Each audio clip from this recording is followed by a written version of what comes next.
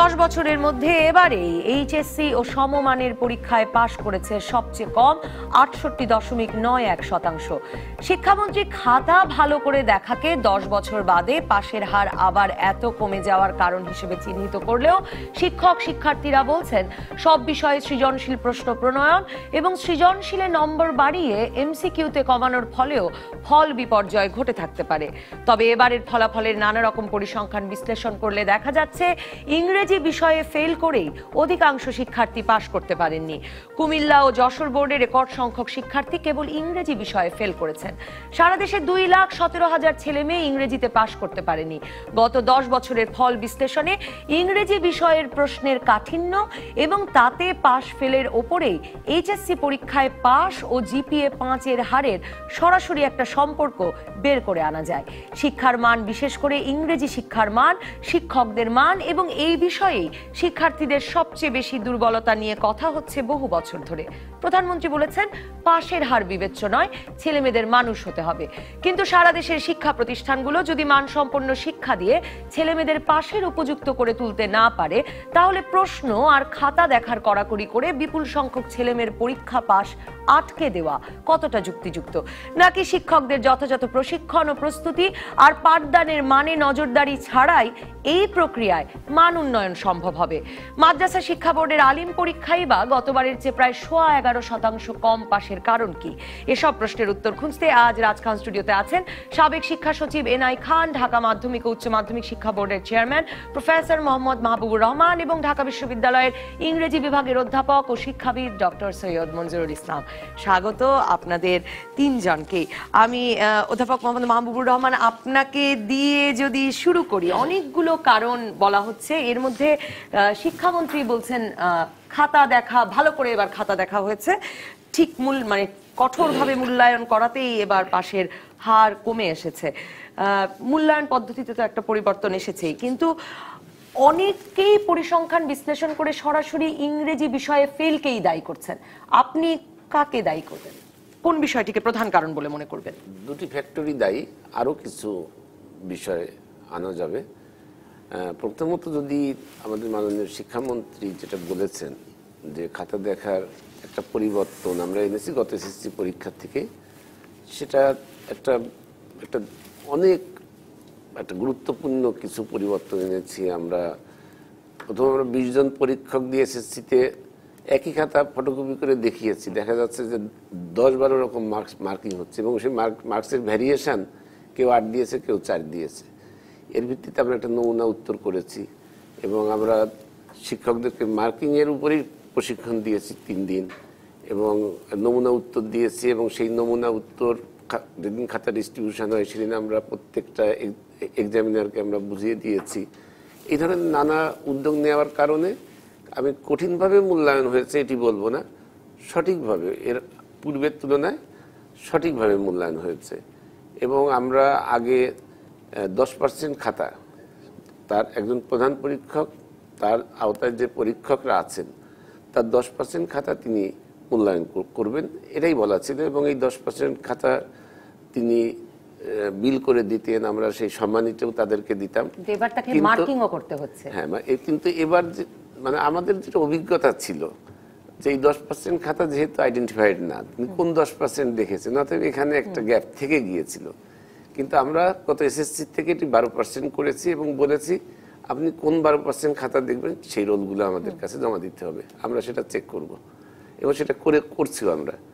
যে কারণে প্রধান পরীক্ষকরা খুব নড়ে চড়ে বসেছেন। তিনি এক্সামিনারদেরকে বলছেন যে ভালোভাবে খাতা না দেখলে কিন্তু এবার তোমরা সমস্যায় পড়বা। এবং আমরা কিছু তাদের প্রশিক্ষণ দিয়ে নানা কিছু ম্যাটেরিয়াল সরবরাহ করে তাদের একটা ইউনিফাইড মার্কিং সিস্টেমে আমরা নিয়ে এসেছি। এই কারণে মানে কঠিনভাবে মূল্যায়িত হয়েছে এটি বলবো না, বরং সঠিকভাবে মূল্যায়িত হয়েছে। আর একটি যেটা ইংরেজির কথা বললেন, এটি আমি একেবারেই একমত আপনার সঙ্গে। এটি আমরা যদি দীর্ঘদিন ধরে, স্যাররা আছেন আমাদের অনেক সিনিয়র, স্যারদের সময়ও বা আমাদের সময়ও এসএসসিতে অঙ্কে খারাপ মানে অনেক পার্সেন্টেজ কমে যেত। এইচএসসিতে ইংরেজি, অঙ্ক এবং ইংরেজি এসএসসিতে খারাপ হলে, যে কোনো একটি খারাপ হলে বা উভয়টি খারাপ হলে ফলাফলে বিপর্যয় দেখা দিচ্ছে। এইচএসসিতে বরাবরই ইংরেজি একটা বড় ফ্যাক্টর হয়ে দেখা দিয়েছে। ইংরেজি প্রশ্নটা যদি আনকমন হয়ে যায় বা ছাত্রদের জন্য একটা সারপ্রাইজিং হয়ে যায় যে না এটা তারা পড়েনি বা যেভাবে প্রস্তুতি নিয়ে এসেছিল সবই কিন্তু সিলেবাসের মধ্যে আছে। আমরা যুক্তি দিলে বলতে পারবো যে তোমার তো সিলেবাস বহির্ভূত প্রশ্ন হয় নাই, তারপরেও প্রশ্নের একটা ট্রেন্ড থাকে। এর থেকে যখনই একটু এদিক সেদিক হয়ে যায় তখন শিক্ষার্থীরা ইংরেজিতে আমাদের স্বাভাবিকভাবেই দুর্বল। গ্রাম অঞ্চলে স্বাভাবিকভাবে কেন? না, দুর্বল এই কারণে যে গ্রাম অঞ্চলে ইংরেজির ভালো শিক্ষক নেই এবং অন্যান্য ব্যবস্থা দিয়েও কম আছে। সেটি ঢাকা হলে দেখা যাবে যে এই ধরনের ছেলেরা ছোটবেলা থেকেই বিভিন্ন এমনভাবে পরিবেশে মানুষ হয় যে প্রশ্নে একটু কঠিন হলে বা ই হলে তারা ম্যানেজ করে নিতে পারে। কিন্তু গ্রাম অঞ্চলে আপনি জানেন যে একেবারেই ইংরেজি যারা পড়াচ্ছেন তারা ইংরেজি বিষয়ের শিক্ষক না, তারা নিজেরা শিখে নিয়ে হয়তো দক্ষ হয়েছেন। আমি আসলে এই জায়গাটিতেই আলোচনাটিকে আরো বিস্তারিত করতে চাই। এনাই খান, আপনার কাছে আমি জানতে চাইবো যে মানে এর আগে একদম এই 10 বছর যখন ক্রমাগতভাবে আসলে পাশের হার বাড়ছিল তখনও 2015 সালেও যশোর বোর্ডে ফলাফল বিপর্যয়ের মূল কারণ হিসেবে ইংরেজি কে চিহ্নিত করা হয়েছে। একবারে 30% কমে গেছে শুধু ইংরেজি প্রথম পত্রের জন্য। এটা তো এগুলো তো মানে এইচএসসি এসএসসি তো সকলে দেবে, গ্রামের স্কুলও দেবে, হোলি ক্রস বিকারুন্নেসা নটর ডেমের ছেলে মেয়েরাও দেবে। তো এরকম একটি যখন পরিস্থিতি তখন আসলে আপনি ধরেই যদি নেওয়া হয় যে ইংরেজি শিক্ষার মান খারাপ, শিক্ষকরা তত প্রস্তুত নন, ভালো নন, তাহলে এই কঠিন প্রশ্ন করে ছেলে মেয়েদের বিপদে ফেলা কেন? নাকি এভাবেই মানের উন্নতি হবে? দেখুন, আমি যদি গত 10 বছরের ইংরেজি খাতাগুলো বের করে দেখি একই ট্রেন্ড, সুতরাং এটা কোনো বিবেচ্য বিষয় নয়। কেন বিবেচ্য বিষয় না? প্রত্যেকবারই ইংলিশের পরেই অনেকে ফেল করে ইংলিশের জন্য, সুতরাং এটা কোনো নতুন এই বছরের জন্য স্পেশাল কোনো কিছু আমার মনে হয় না। একটা কথা। দ্বিতীয় আর একটা বিষয় হচ্ছে যে ওই বছরের স্পেশাল হচ্ছে যে প্রচুর পরিমাণ মানে এবার যেহেতু পাশের হার কমে এসেছে, পাশের হার কম, কিন্তু যে ইংরেজিকে দোষ দেওয়া হচ্ছে এটা গতবারের রেজাল্ট যদি দেখেন, তার আগের রেজাল্ট 10 বছরের রেজাল্ট দেখেন, দেখবেন মূলত ফেলের একটা বড় কারণ হচ্ছে ইংরেজি। যেমন কুমিল্লা বোর্ডে পাশ করা মানে সব বিষয়ে পাশ করার পরেও মানে অনেক শিক্ষার্থী, বিপুল সংখ্যক শিক্ষার্থী পাশ করতে পারেননি। প্রত্যেক বছরই একই ট্রেন্ড, সুতরাং এটা নতুন করে বলার কিছু নেই আমার কাছে মনে হয়, আমি যেটা বুঝি আমার অভিজ্ঞতা থেকে। একটু মানে ইংরেজির বিষয়টা এবার একটু ব্যাপক রূপ নিয়েছে, বিশেষ করে কুমিল্লা বোর্ডে এই বিষয়টি একেবারেই একটা অন্য ধরনের চিত্র দিচ্ছে। 38.38 পাস করেছে আর্টসে, মানবিকে মাত্র 38% ছেলে পাস করেছে। দ্বিতীয় আর একটা বিষয় যেটা বলা হচ্ছে আমার কাছে মানা খুব কঠিন হয়, তার কারণ মানে আমার অভিজ্ঞতায় যে খাতা দেখায় আমার ফসল ফলিয়ে বেশি লাভ হবে না ফসল কাটার সময় আরো উন্নত প্রসেস করে বেশি লাভ, মেন হচ্ছে ফসল ফলানো। আমার কাছে মনে হয় না যে খাতা দেখার জন্য যদি সঠিকভাবে দেখা হয় তাহলে মেজর ডিপার্চার হবে, আমার কাছে মনে হয় না। কেননা সেটা আমি বলছি, তার কারণ যে শিক্ষকরা আগে খাতা দেখছেন এখন তারাই দেখছেন। একটা জিনিস উনি যেটা বলছেন সেটা রিফর্ম করে, সেটা ভালো যে সবাইকে বোঝানো, কিন্তু আবার অন্য একটা দিক আছে, সেই দিকটা হচ্ছে আমরা এদিক থেকে বলছি যে সৃজনশীল ভাবে পরীক্ষা নেওয়া। তাহলে খাতা দেখাও সৃজনশীলের একটা বিষয় আছে, কেউ যদি সৃজনশীল হয় তাহলে কিন্তু একই মডেলে না, একই জিনিসের বিভিন্ন রকমের ব্যাখ্যা হতে পারে। ইংরেজিটা কিন্তু ট্র্যাডিশনাল, ইংরেজিটা এখন আমরা সকল পাবলিক পরীক্ষায় তো বোধহয় রিস্কটা থাকে যে দুই পরীক্ষকের কাছে দুই রকম চিন্তা চেতনায়, কিন্তু সুতরাং একটা স্ট্যান্ডার্ড কিন্তু সেইভাবে বলা মুশকিল আছে, তার কারণ কেউ যদি অন্যভাবে লেখে সেটা একটা বিষয়, কিন্তু যেহেতু সৃজনশীল যদি আমি ধরি তাহলে সেখানে অন্যরকম।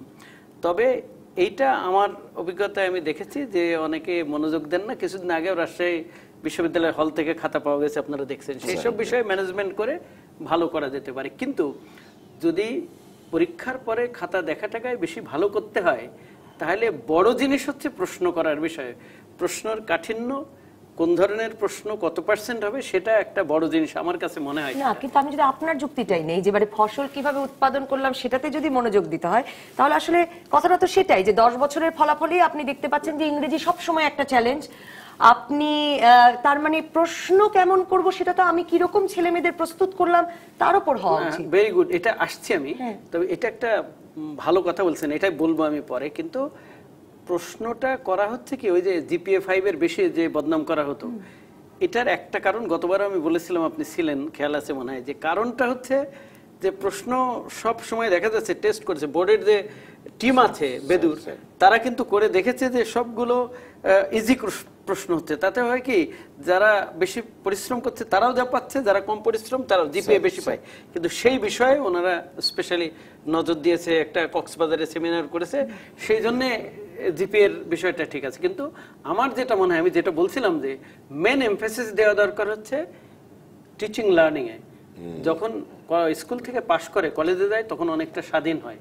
এবং কলেজ দেখেন কন্ট্যাক্ট টাওয়ার, আমি নিশ্চিত করে বলছি কন্ট্যাক্ট টাওয়ার কম। একটার পরে আমি গেছি, যে আমি পাবনাতে গেছি, লোকজন পাওয়া যায় না, কিন্তু এটা কন্ট্যাক্ট টাওয়ারের একটা ভীষণ বিষয় আছে। এখানে কিন্তু কতক্ষণ পাঠদানের সময় সবচেয়ে কম, প্রাইমারি সেকেন্ডারির চেয়ে কলেজে বেশি কম। আমি আপনাদের বলছি, আপনারা খোঁজ নিয়ে দেখতে পারেন। দ্বিতীয় আর একটা বিষয় হচ্ছে কোনো সুপারভিশন কলেজে নেই। স্কুলে কিন্তু আছে একটা অথরিটি, কলেজের কোনো কিছু নেই। একটা আছে কি, কলেজে আছে DIA, department of inspection and audit. তারা মুষ্টিমেয় কতগুলো লোক, সব কলেজ তাদের দেখা সম্ভব। আর্থিক দিকটা দেখে, হ্যাঁ, তারা তারা একাডেমিক ভেরি বিষয়টা, ইন্টারেস্টিং এই বিষয় আসছে, আর্থিক দিকটা দেখে, ওই জিনিসটা দেখে না। আর কলেজের শিক্ষক মানে সিনিয়র, এখানে পোস্টেড কিন্তু জুনিয়র, তারা কিছু করতে পারে না। সেজন্য একটা সিস্টেম আমরা করে দিয়েছিলাম, সেটা এখনো চালু করিনি। সেটা হচ্ছে আমরা বলছিলাম পিয়ার ইন্সপেকশন।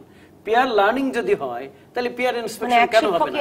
তার মানে এক প্রিন্সিপাল আরেক জায়গায় যে ইন্সপেকশন, আপাতত কোনো নজরদারির ব্যবস্থা নাই, একদম নাই। সুতরাং বাংলাদেশে কিন্তু সবকিছু ফ্রিল্যান্সের মতো চলে।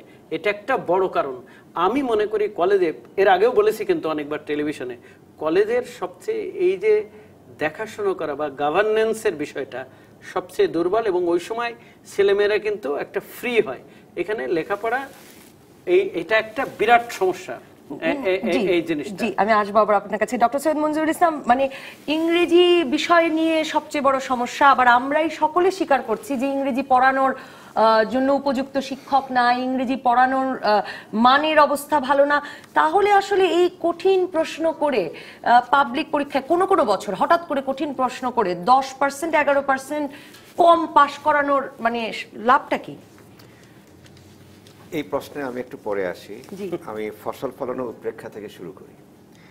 ভাষার ফসল আমরা ভালো ফলাতে পারছি না, বিশেষ করে বাংলা তো মাতৃভাষা।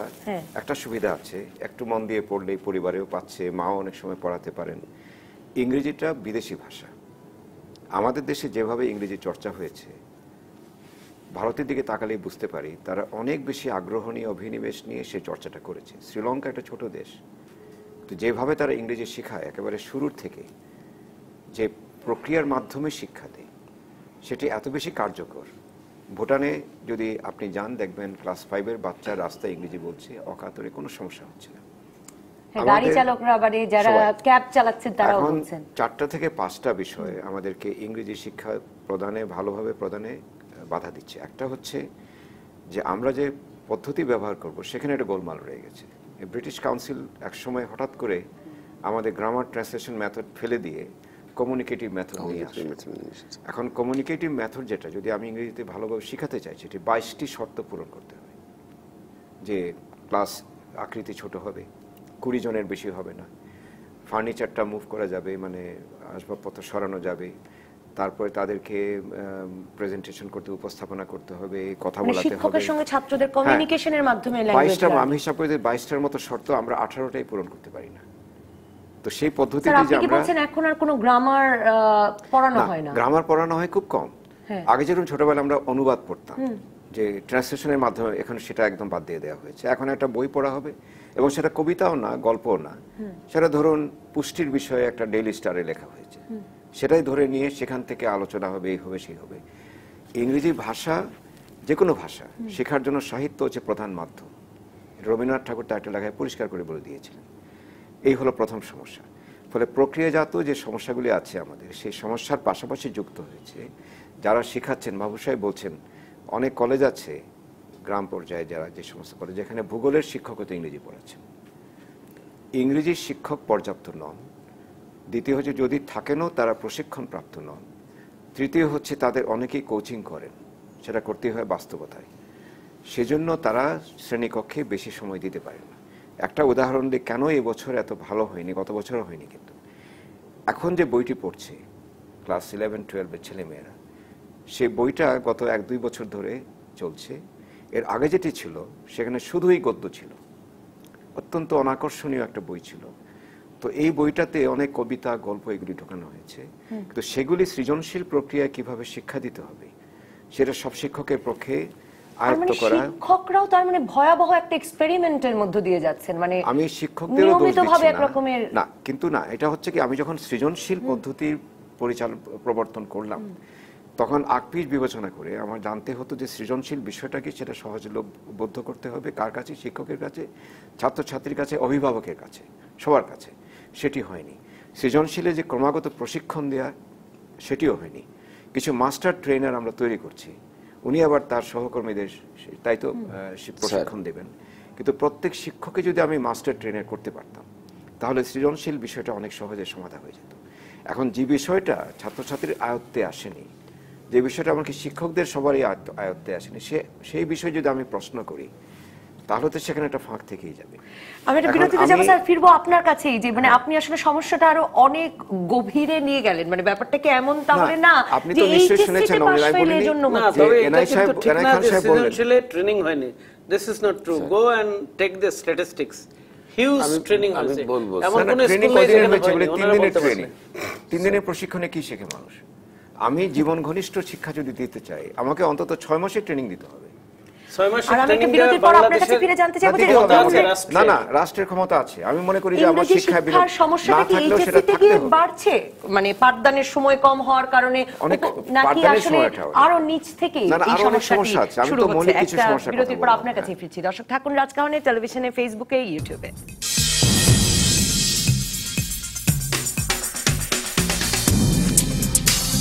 ফিরে এলাম রাজকাহনে। ডক্টর সৈয়দ মনজুরুল ইসলাম, আপনি বলতে শুরু করেছিলেন ইংরেজি শিক্ষার মানের অবস্থা এবং আমাদের পাঠ্যক্রমের সমস্যার অবস্থাও, কিন্তু আমি আপনাকে জিজ্ঞেস করবো এই সমস্যাটা কি মানে এইচএসসি মানে একাদশ দ্বাদশ শ্রেণীতেই, নাকি সমস্যাটা শুরু হয় একেবারে প্রাথমিক পর্যায় থেকে? একেবারে পঞ্চম শ্রেণী যদি আগে কিছু বলতে পারি সেখান থেকে শুরু হয়। আমরা মাতৃভাষার শিক্ষাটাও ভালোভাবে দিচ্ছি না। যেমন একজন উচ্চারণ যে সূত্র আছে সে উচ্চারণ মেনে অনেক শিক্ষকই ক্লাসে উচ্চারণটা ভালো বলেন না, যার জন্য বাংলা শিখে এসছে কিন্তু উচ্চারণে অসম্ভব দুর্বল।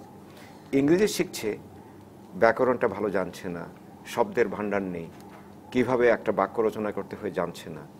এবং এই যে আমাদের একটা এমসিকিউ নামে একটা জিনিস তৈরি হয়েছে সেটা দিয়ে একেবারে ক্ষতিগ্রস্ত করে দেওয়া হয়েছে। কাজে আমাদের শিক্ষা ব্যবস্থায় একটা সংস্কার প্রয়োজন, সেটা ধীরে ধীরে হচ্ছে, এটা কিন্তু আমরা অনেক দূর এগোচ্ছি। এখন আমাদের দরকার সে মানসম্পন্ন শিক্ষক খুঁজে বার করা। সেটা করার জন্য আমাদের শিক্ষকদের বেতন ভাতাটা একটু বাড়াতে হবে।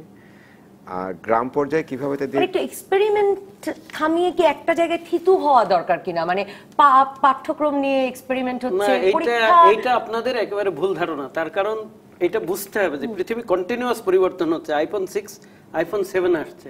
আপনি যে আইফোন 6 এর সিলেবাস পড়ান বিশ্ববিদ্যালয়ে, তাহলে আইফোন 7 কিভাবে তৈরি করবে? জাস্ট সিম্পল একটা উদাহরণ। 7 পড়াতে পড়াতে 8 চলে আসবে। ক্লাস 1 এ ব্রিটেনে 16% প্রত্যেক বছর গড়ে 16% পরিবর্তন করে প্রত্যেক বছর। ক্লাস 1 এর কথা বলছি। ঢেলে সাজানোর একটা প্রবণতা দেখি কিনা আমরা। সুতরাং যদি কেউ বলে যে না ওই একই রকম চালাতে হবে, এক্সপেরিমেন্ট না, এটা ভুল। পৃথিবীর শিক্ষা ব্যবস্থা সম্পর্কে আমি একটু আপনার মতটাও জানতে চাইছি, কারণ আপনি মনে করেন কিনা যে একটা ঢেলে সাজানোর নামে খুব বড় ধরনের পরিবর্তন হচ্ছে কিনা? কারণ আপনি শুরুই করেছিলেন যে গ্রামার না পড়িয়ে, অনুবাদ না পড়িয়ে। সেটা তো আজকে না, সেটা 25-30 বছর আগে থেকে শুরু হয়েছে এবং এখন বোঝা যাচ্ছে মোটামুটি সমস্যাগুলো ফল পাওয়া যাচ্ছে। হ্যাঁ, কি সমস্যা এটা বুঝতে পারছি। ফলে আমরা মোটামুটি সেখানে পরিবর্তন কিছু সাধন করে কিছুটা পুরনো পদ্ধতি, নতুন পদ্ধতি এগুলি ব্যবহার করে একটা জায়গায় এসেছি যখন ইংরেজি প্রশিক্ষণটা বা শিক্ষণ পদ্ধতিটা খুব জটিল নয়, এখন সম্ভব। আমি যদি শ্রেণীকক্ষে অভিনিবেশ দিয়ে পড়াই, আমি যদি আমার টিউশনকে একটু কমিয়ে দিয়ে শ্রেণীকক্ষে বেশি সময় দিই আর ছাত্রছাত্রীর সংখ্যা কমানো যায়, একটা শ্রেণীকক্ষে 40 জনের বেশি ছাত্রছাত্রী থাকলে কোনো ভাষা শিক্ষাই সফল হতে পারে না। আমাদের দেশের সবচেয়ে সমস্যা আমার কাছে মনে হয় যে আমরা সংস্কার করিনি। উনি একটু এসেছিলেন সেই বিষয়ে। মেন দরকার আমাদের সংস্কার, এটা কেউ এটা করতে চায় না। এই জায়গায় কিন্তু বড় সমস্যা। যেমন উদাহরণ বলি, ইংলিশ শিক্ষার কথা বলছেন ইংরেজিতে, আমি ওনার সাথে একমত যে আমাদের যে সিস্টেমে চলে তার সাথে কিছুটা কমিউনিকেটিভ ইংলিশের একটা যোগসূত্র করার জন্য আমার যতদূর মনে পড়ে 10 মার্কসের একটা সার্কুলার দিয়েছিলাম। সেটা হচ্ছে লিসনিং অ্যান্ড স্পিকিং। তার কারণ আমরা বেশিরভাগ সময় কথা বলি এবং শুনি 98%, লিখে হচ্ছে 2% সময়, কিন্তু আমরা বাংলা ইংরেজি প্রত্যেকটাই কোনো লিসনিং স্পিকিং এর ব্যবস্থা নেই সমস্যা হচ্ছে আমাদের শ্রেণীকক্ষে, এবং এই জন্য একটা ছাত্রছাত্রী থাকে, একটা এই যে সার্কুলার listening- দিয়েছিলাম আমি, না সার্কুলার কিন্তু এটা দিয়েছেন চালুই ভালো জিনিস, হয়নি। চালু হবে কি মানে করে? করতে চায় না সবাই, 100 এই 100 জন সংস্কারগুলো আনা না দরকার। 100 জন ছাত্রছাত্রী এটা শ্রেণীকক্ষে, আমি লিসেনিং কখন পড়াবো, আমি আর স্পিকিং স্পিকিং কখন কার শেখাবো? সাথে করব আর কি?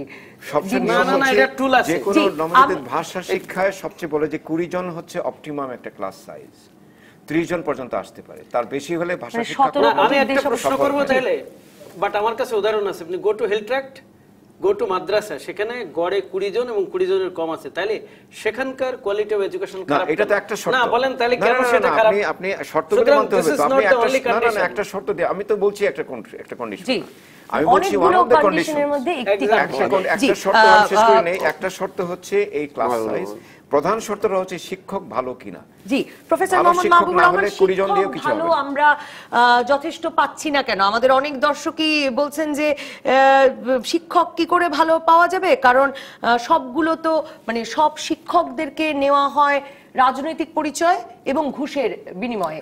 মানে এটা সেদিনও আমাদের এখানে বসে বলে গেলেন একজন মানে শিক্ষা বোর্ড কর্মকর্তাই যে এই ঘটনা মানে 7-8 লাখ টাকার কমে কেউ শিক্ষক হতে পারেন এই না। এক্সপেরিয়েন্সটা আমার ব্যক্তিগতভাবে অনেক আছে। আমি রাজেন্দ্র কলেজের অধ্যক্ষ ছিলাম 5 বছর 4 মাস, এবং একসময় বৃহত্তর ফরিদপুরের সকল নিয়োগ রাজেন্দ্র কলেজের মাধ্যমে হতো, মানে অধ্যক্ষ অ্যাপয়েন্টমেন্ট দিতেন, এবং আমি নিজে অনেক জায়গায় গিয়েছি, এবং বহু জায়গা থেকে নিয়োগ না দিয়ে আমি শিক্ষকদেরকে নিয়ে প্রায় দেখা যাচ্ছে যে আমাদের মানে মায়ের খাওয়ার উপক্রম হয়েছে, যে সই করে দিয়ে যেতে হবে, কিন্তু আমরা অনেক সময় চলে এসেছি।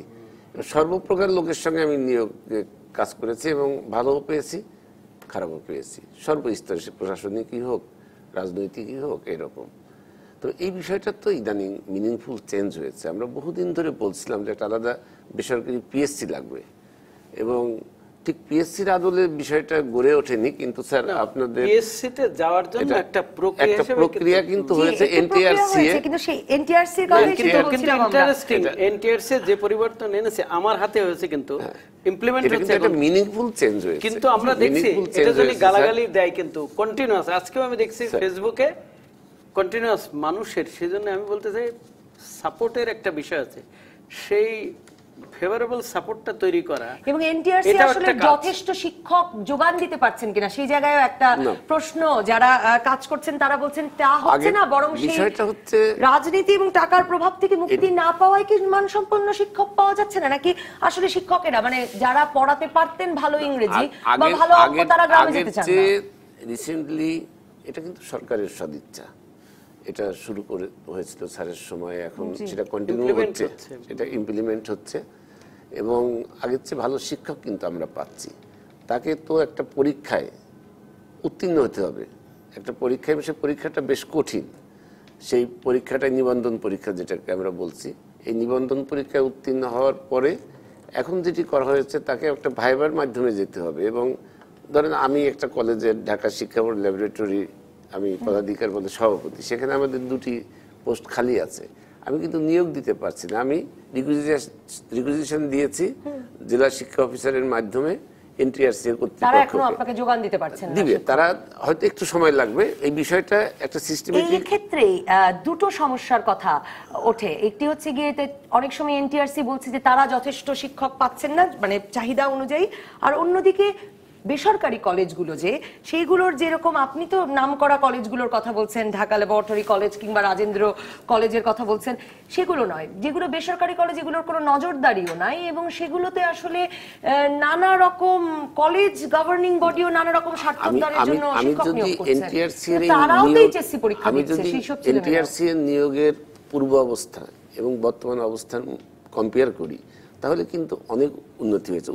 এটা কিন্তু কন্টিনিউয়াস প্রসেস, ক্রমেই দেখা যাবে যে একটা ডেভেলপমেন্ট চলতে থাকবে। সরকার কি ইংরেজি শিক্ষককে ইংরেজি পড়াবেন সেটির কোনো ব্যবস্থার দিকে এগুচ্ছে? এটা হবে, এক সময় হবে, দেখবেন যে ইংরেজিতে এক অনার্স সময় হবে, এর কোনো উদ্যোগ তার মানে নাই এখন আপাতত। খুব বেশি একটা তো উন্নতি হয়েছে যে আমরা আগে দেখেছি স্যার যেটি বললেন যে ভূগোলের শিক্ষক, ধর্মের শিক্ষক ইংরেজি পড়াচ্ছেন, কারণ তিনি হয়তো ইংরেজিতে তার একটা ব্যক্তিগত পারদর্শিতা অর্জন করেছেন, বা আর কেউ নাই, কিন্তু সেজন্য নাই, অত বিকল্প নাই। কিন্তু এখন তো আমরা মিনিমাম একটা স্ট্যান্ডার্ডে গেছি যে ডিগ্রিতে তাকে 300 মার্কস না থাকলে তিনি আর ইংরেজি শিক্ষক হতে যে পারছেন। সাবজেক্টেই তিনি পড়ে আসুন তার 300 মার্কস 300 মার্ক ইংরেজি তাকে পড়তেই হবে, এটা একটা ডেভেলপমেন্ট। এমন হয়তো আমরা অচিরেই দেখব। এটা কি সরকারি বেসরকারি সকল কলেজে সকল মানতে হচ্ছে? না, সরকারি কলেজে তো ইংরেজি শিক্ষক মানে সাধারণত সাবজেক্ট ভিত্তিকে বেশি নিয়োগ হচ্ছে স্কুল পর্যায়ে, আর কলেজ পর্যায়ে তো মাস্ট সাবজেক্ট ভিত্তিকের বাইরে নাই। বেসরকারি কলেজে বেসরকারি কলেজে সাবজেক্ট ভিত্তিক, কলেজ মানেই সাবজেক্ট ভিত্তিক মানে শিক্ষা। এখন কি 300 মার্কস না না না, ওটা স্কুলের জন্য আমি বলছি, স্কুল পর্যায়ে বলছি। কিন্তু কলেজে তো ইংরেজিতে অনার্স মাস্টার। আমি যত জানি স্কুল পর্যায়ে এখনো সাবজেক্ট ওয়াইজ টিচার নেওয়া হয় না।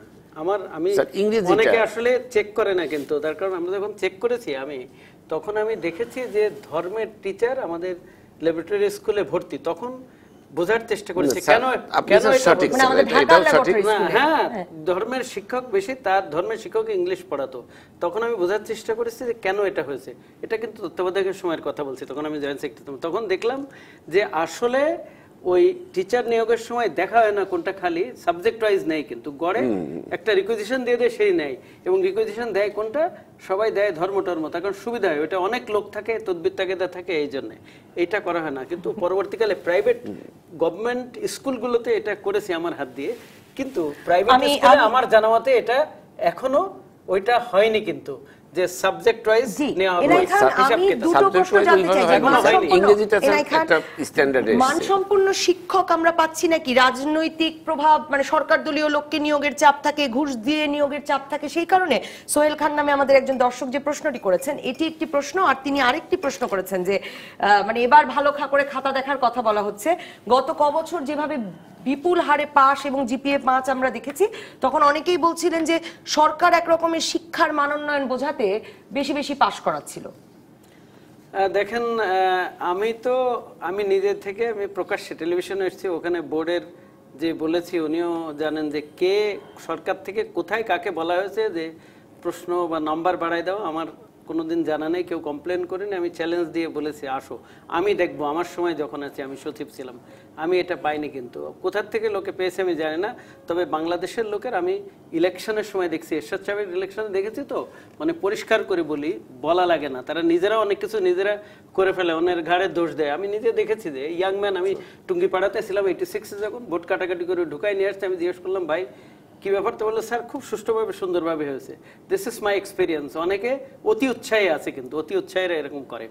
2, আমার জানা মতে এরকম মন্ত্রী মহোদয় বলেছে, এরকম আমার জানা নেই, আমিও বলেছি, তো প্রশ্নই আসে না, এবং আমি উল্টা বলেছি।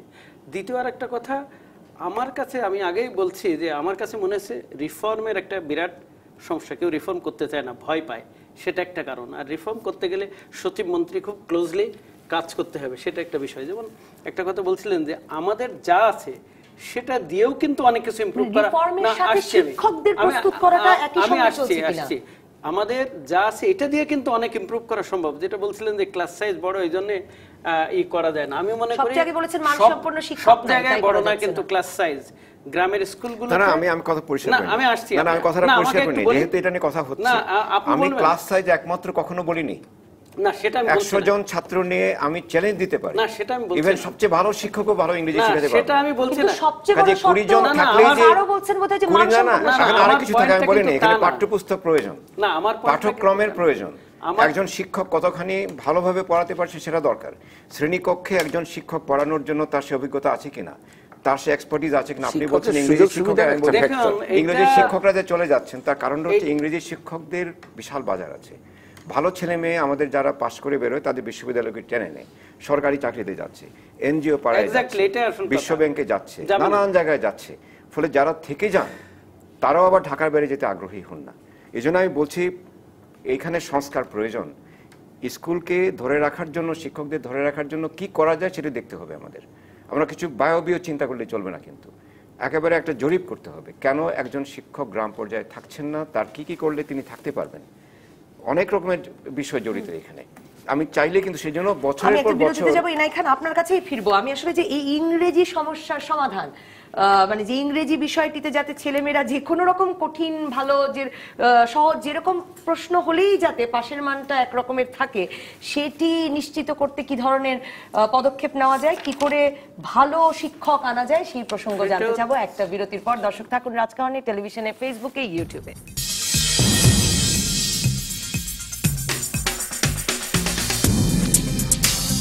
ফিরে এলাম রাজকাহনী। এনআই খান, আপনি বলছিলেন মানে শিক্ষক, আমরা ভালো শিক্ষকদের কেন ঢাকার বাইরে রাখতে পারছি না, সেটি একটি সমস্যা কিনা।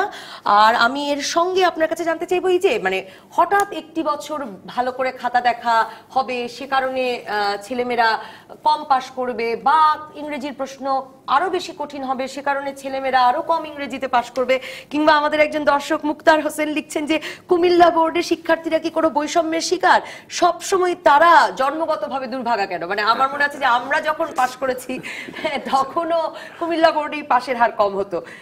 এই বৈষম্যগুলো আছে কিনা, এটা কপালের উপর নির্ভর কিনা পাবলিক পরীক্ষার রেজাল্ট ব্যাপারে? এটা বাংলাদেশের সমস্যা না, এটা যাদের মাতৃভাষা ইংরেজি তারা বাদে সকল দেশের সমস্যা। কিন্তু গ্রামে ইংরেজি শিক্ষককে রাখা যায় না, সে আরো বেটার অপরচুনিটি পায়, টাকা পয়সা বেশি পায়। শুধু টাকা পয়সা না, শহরে বিদ্যুৎ থাকে, যোগাযোগ ব্যবস্থা ভালো থাকে, আরো অনেক অপরচুনিটি থাকে।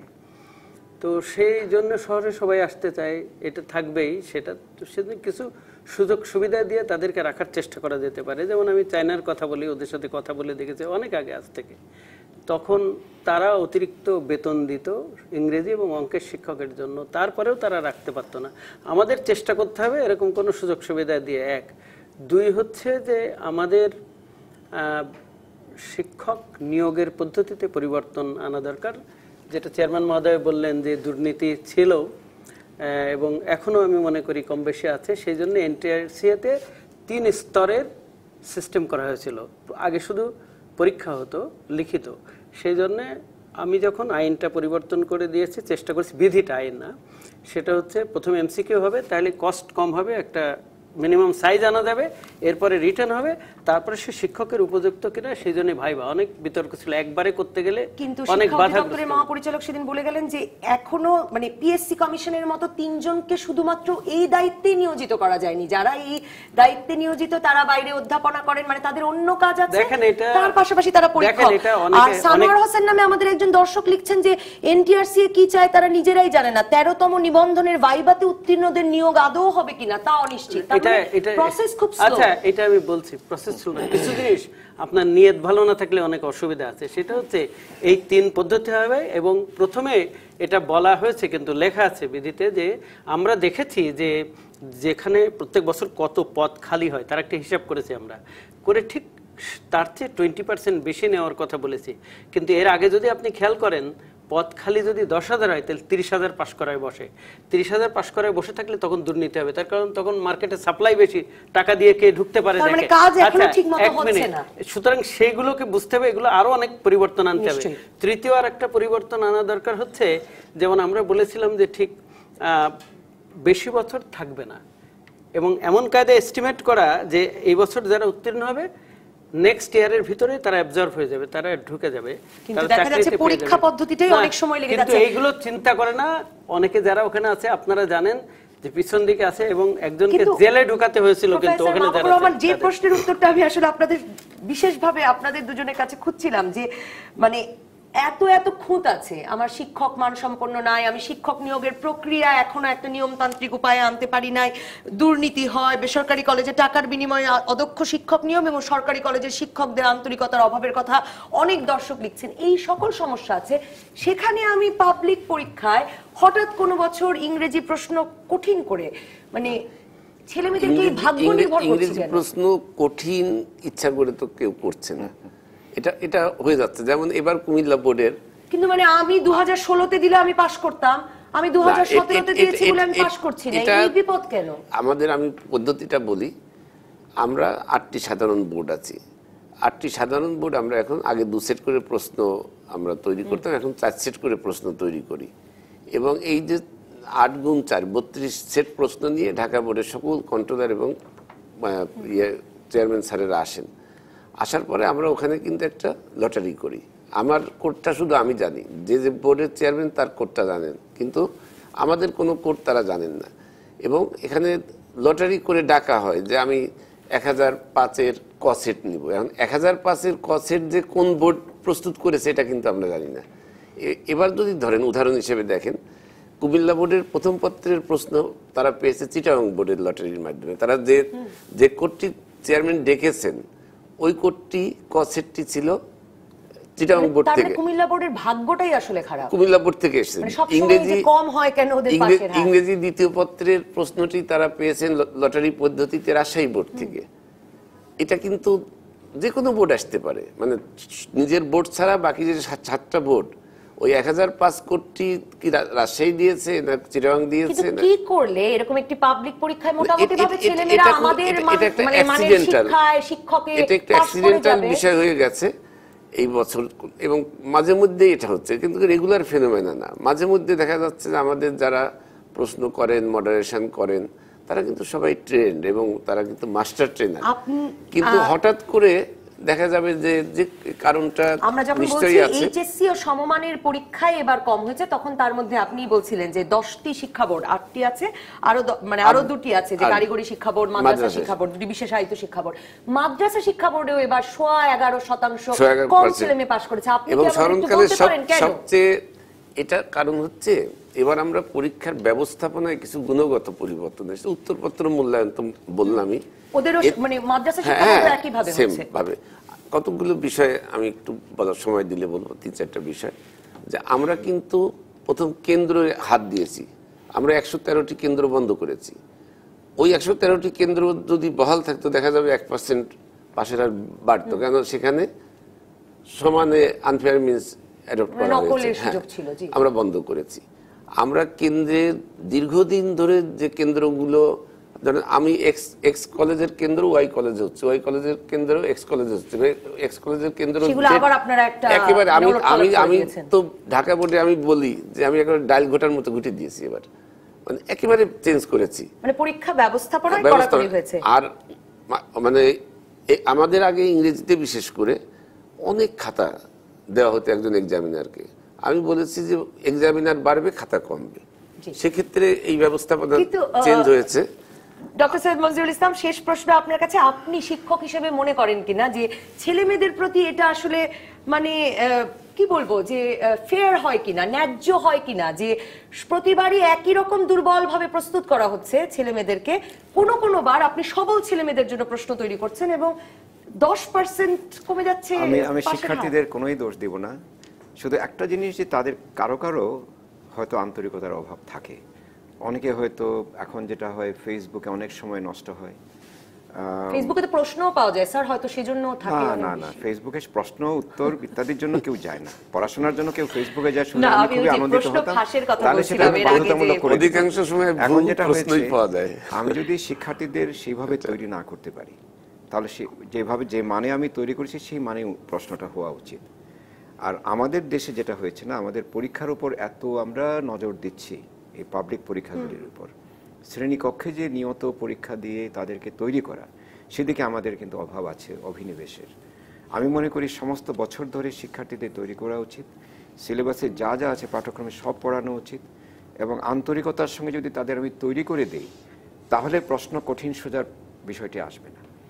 ধরুন সিলেবাসের 20% পড়ানো হয়নি, স্যার আপনিও সিলেবাস পরিবর্তনে আরো আনন্দময় করবার জন্য, আরো আধুনিক করবার জন্য কাজ করছেন 6ষ্ঠ থেকে 10ম শ্রেণী। আমার বাস্তবতা স্বীকার করতে হবে। আপনারা মাথায় রাখছেন যে শিক্ষকরা কতটুকু পড়াবার সময় পাবেন এই পুরো সিলেবাস? না, আমি সেটা বলছি না। আমি বলছি যতটুকু পড়ালেন তার উপর প্রশ্ন হওয়া উচিত, কিন্তু আমার উদ্যোগ থাকা উচিত শতাংশ পড়ানো। কারণ সম্ভব, আমরা হিসাব করে দেখেছি যে 166টি কর্মদিবস পাওয়া যায়, এই ধরনের একটা হিসাব করে দেখেছি যে এই হিসাব করে এই শিক্ষাটা দেয়া যায়। কথা শুধু এবং দেওয়ার মাধ্যমে যদি আমি আনন্দদায়ক পাঠের মাধ্যমে তাদের তৈরি করতে পারি, তখনই না আমি সেই বিষয়ভিত্তিক তখন আমি হঠাৎ কঠিন প্রশ্ন করলাম। এবং আমি লাস্টের কথা বলবো যে তখন উচিত হবে। এই যে আপনি যেটি বললেন যে দুর্ভাগ্যের শিকার কুমিল্লা বোর্ড বা দুর্ভাগ্যের শিকার 2017 ছেলেমেয়েরা, আমরা এই বিষয়টি থেকে একটা উত্তরণের চিন্তা ভাবনা করছি এবং আমরা ইউনিফাইড কোশ্চেনে যাচ্ছি। 2019 সালে ইউনিফাইড কোশ্চেন হবে আমাদের সিদ্ধান্ত সব ছিল। সেটা তো অনেক দিন ধরে কথা হচ্ছে। সেটি আমরা হয়তোবা আপনারা দেখবেন 18 সালেই এই যে আমাদের যে বিটার এক্সপেরিয়েন্স, কিন্তু এর আগেও তো ইউনিফাইড ছিল। স্যার ইউনিফাইড ছিল, তখন তাহলে কিন্তু আমরা এত কেন হেড বের হতো এই না। আলাদা করলাম? সেটা তো স্যার নানান কারণে কোন সময় হয়েছে। unified এর আগে ইউনিফাইড ছিল, সারা জীবন কিন্তু ইউনিফাইড দেখা যাচ্ছে যে একটি ছিল, বোর্ডের ছিল। কোনো প্রশ্ন হয়তো ভুলক্রমে দিয়েছে, সারা দেশের প্রশ্ন তখন চেঞ্জ করতে হয়। বেশিরভাগ সময় এই কারণে unified। অসংখ্য ধন্যবাদ ডক্টর সৈয়দ মনজুরুল ইসলাম, ধন্যবাদ অধ্যাপক মোহাম্মদ মাহবুবুর রহমান, ধন্যবাদ এনআই খান, ধন্যবাদ দর্শক যারা সঙ্গে ছিলেন প্রথম পর্বে। পরবর্তী পর্বে রাজনীতিতে নারী আইন করে হবে, এই বিষয়ে আলোচনা করবেন জাতীয় সমাজতান্ত্রিক দল জাসদের সাধারণ সম্পাদক শিরিন আক্তার এমপি, বিএনপির বিশেষ সম্পাদক ডক্টর আসাদুজ্জামান রিপন এবং ইসলামী ঐক্যজোটের সাংগঠনিক সচিব মুফতি সাখাওয়াত হোসাইন। সঙ্গে থাকবেন আপনিও।